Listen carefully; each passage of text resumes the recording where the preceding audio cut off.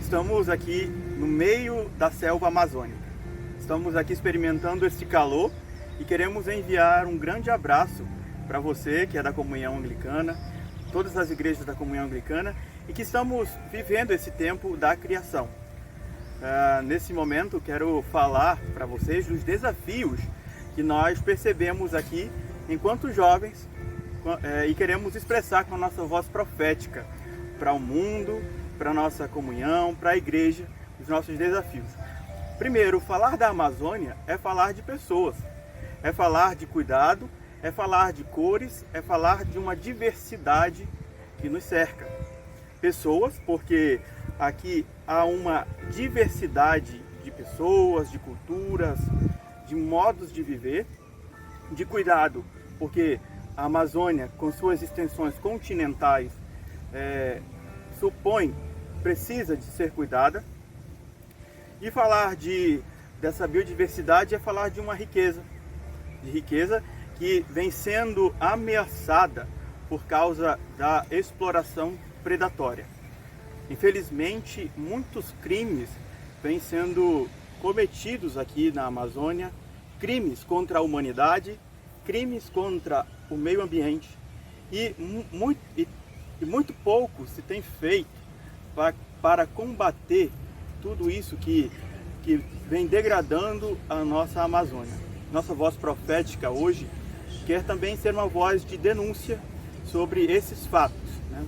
A questão do desmatamento, a questão de queimadas, a Amazônia, o Pantanal hoje pega fogo, um dos biomas que estão dentro do Brasil está sofrendo em chamas, a Amazônia também sofre em chamas com as queimadas e os desmatamentos, com a mineração ilegal, predatória, como se os nossos recursos fossem inesgotáveis. E nós não podemos olhar dessa forma para a nossa Amazônia.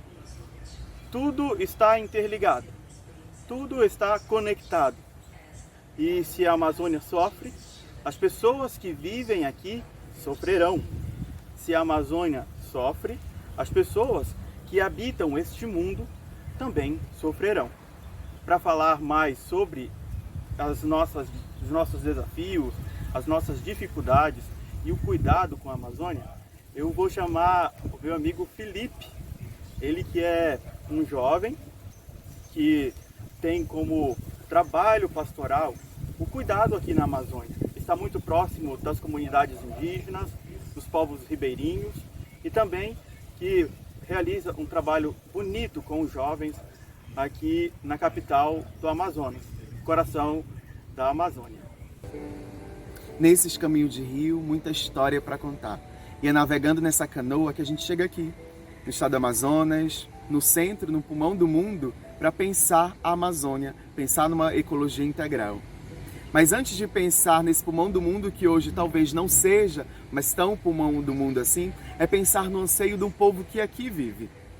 E aí esse anseio vem de um povo que está nos grandes beiradões, nas beiradas dos rios, vem pensar numa comunidade indígena que está afastada e pensar também numa perspectiva de toda a população que mora também nas cidades. Porque a gente pensa que tudo está interligado e vai se interligando com todos esses povos. E sem também deixar de pensar nos anseios dos povos quilombolas, que também compõem e também é um rosto amazônico. É muito importante. Hoje, a Amazônia sofre diversas ameaças, das mais variadas possível. Elas são as mineradoras que poluem os rios diariamente, e aí a gente vai falar dessas mineradoras hoje que estão instaladas próximo das comunidades indígenas. Hoje a população indígena sofre com a poluição dos rios. E aí os rios, a água, é fonte de vida inesgotável. Mas hoje nós estamos tendo essa ameaça, sobretudo com a população indígena. As madeireiras, com as grandes derrubadas, hoje a Amazônia, além de pegar fogo, a gente também sofre com as derrubadas das árvores. Tudo em busca do lucro. Tudo em busca do lucro. Hoje temos no Brasil instalado um governo neofascista, que não demarca as terras da população indígena, que inverte e apoia as redes privadas com a questão da mineração e também com a questão das madeireiras, sobretudo na nossa Amazônia. O Pantanal pega fogo, mas a Amazônia também, esse bioma onde que eu falo, que é meu lugar de fala, também pega fogo, também é derrubado diariamente.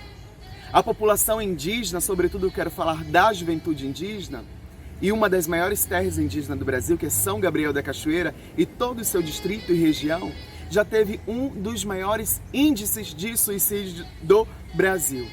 A juventude é explorada diariamente com retirada de direitos, sobretudo com o tráfico humano de pessoas, com a exploração sexual de meninos e meninas e também o ciclo de violência contra a mulher, que também é uma das realidades dessa população. No Baixo Amazonas, o tráfico humano de pessoas, a exploração sexual das meninas e a rede de exploração e prostituição de meninos e meninas da faixa etária de 13 a 18 anos. É importante nós usarmos a nossa voz profética não apenas para falar, mas ser presença, porque profetismo é ser presença dentro de uma realidade. Eu preciso olhar uma realidade e não apenas me sensibilizar com ela. Eu preciso me fazer realidade nela e como eu posso fazer uma ação transformadora dentro dessa realidade. É sofrer junto com o povo. E falar também dessa juventude, falar dos anseios dos povos, da população, é falar também da questão da migração forçada.